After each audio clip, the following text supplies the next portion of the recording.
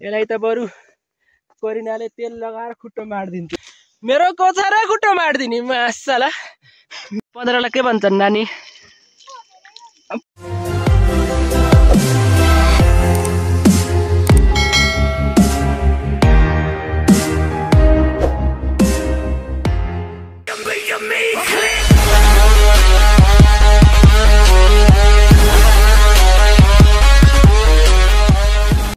Hello hello guys, के साल खबर? सञ्चारमै हुनुहुन्छ होला।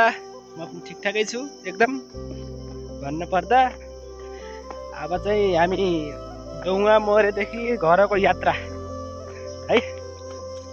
यस्तो छ यार, वहाँ टक्सार वहाँ पुग्न छ गाइज, वहाँ पुग्ने बल्ल यत्ना आइएछ। त्यो जङ्गलै जङ्गल छ, कतिखेर पुग्ने थाहा छैन।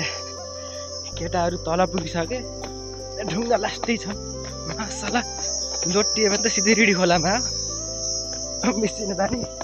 पहिला चाहिँ यो बाटो हाम्रो दाइहरू दिदीहरू हिँड्नुहुन्थ्यो अरे के, एनाजुहरू। अहिले त धेरै वर्षपछि यो बाटो पहिलोचोटि हिँडेको छु। यस्तो कडा रहेछ फेरि बाटो, ढुङ्गै ढुङ्गा। तिनीहरू वहाँ पुगेछन्, बल्ल यहाँ आएको छु एक्लै बडबड हुँदै। हामीलाई देखेर सबै लजाउनु पर्छ क्या। 15 लाई के भन्छन् नानी? 15 भन्छन्। हामीलाई देखेर सबै लजाउनुहुन्छ। अब हामी यति ह्यान्डसमै छौँ, त्यही भएर पनि होला। त्यो हेर भिडियो बनाउँदा गाली पनि खाइन्छ कहिलेकाहीँ होइन, गाली पनि खाइन्छ। अब जे पनि हुनसक्छ, रुन पनि पर्छ, हाँस्न पनि पर्छ। 2 दिनको जिन्दगीमा मैले लानु के छ र। हामीलाई चाहिँ बाटो थाहा छैन। अब कता कता हाम्रो भुवन बस्दै लिएर हिँड्दै हुनुहुन्छ, कताको खोल्सा लिएर जाने थाहा छैन।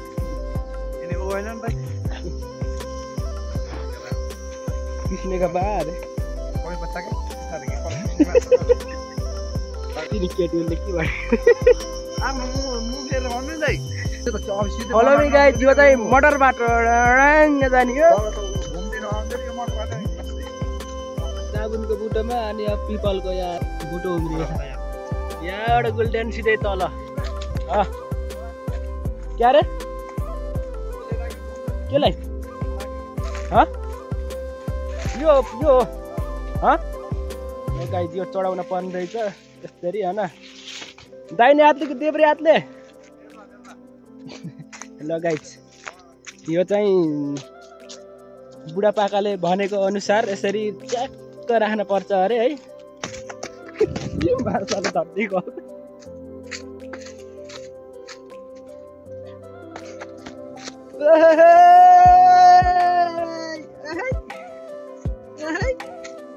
गाइस यार, गर्दा त मासला यस्तो जङ्गलमा आइयो नि, भुतिया जङ्गल जस्तोमा आइयो। डुङ्गाको बाटो मायाको साटो सालै जो म आएँ जङ्गलमा। कति अगाडि हिँड्ने मलाई यहाँ चाहिँ पिपलमा ढौदिन पर्छ अरे गाइस। यस्तरी है, भुतिया पिपल भनौँ न यसलाई। यस्तो डेन्जर छ, डराउदिन्छ यहाँ है। एक्लै नआउनु होला कोही पिजी घुम्नलाई कृपया। मैले समाचार पुगिरहेको छु। मेरो नाम त सुमन सुनार है। ल गाइस, हामी चाहिँ छचुवा आइसकेको छ है। सर्टकट बाटो यो चाहिँ रामेको ससुराल।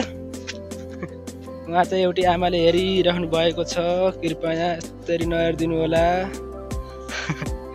म त लजाउँछु बेसरी। कडी पत्ता खोजिरहेका छन् गाइज, यसरी निकालिरहेको छ कडी पत्ता।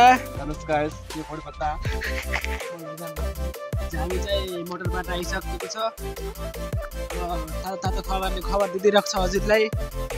मेरो च्यानलमा जोडिरहेको चाहिँ नास्ता खाने बेला भएको रहेछ नि। म पनि हाम्रो नास्ता खान my dream bike cross fire है।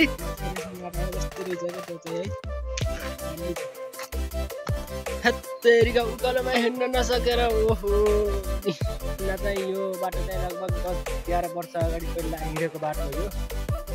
अहिले आइएछ बल्ल 10-11 वर्षपछि।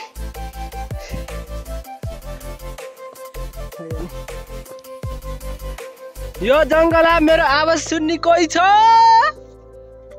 I love you.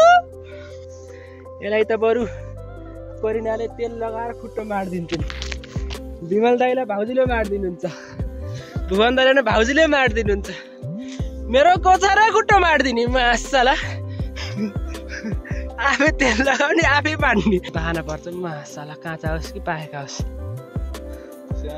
यहाँ यसले त यो बेला त गुबेटा त खान्छ सुकिएको, अझ छुर्पी पनि बल्ल बल्ल यहाँ यस्तो तलबाट यति माथि चढेर हट्टेरिका। ल गाइस फाइनली बाटामा आइपुग्यो। नर्कबाट स्वर्ग आए जस्तो भयो अहिले चाहिँ नि यतातिर यस्तो छ हालत। मेरो आदत यस्तो छ।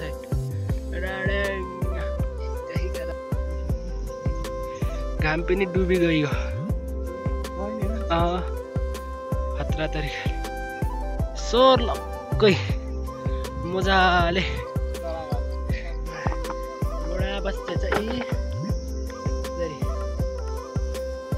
काले एउटा फोटो खिच्दै तल जा त। ल आजको लागि चाहिँ यति। आजलाई रात पर्यो खाजा नि बहुत थाक्यो, अब बोल्न पनि सकिन्न गाइज है। अब अर्को भिडियोमा भेटौँला। त्यस्तोसम्मको लागि बाई बाई टाटा आएँ।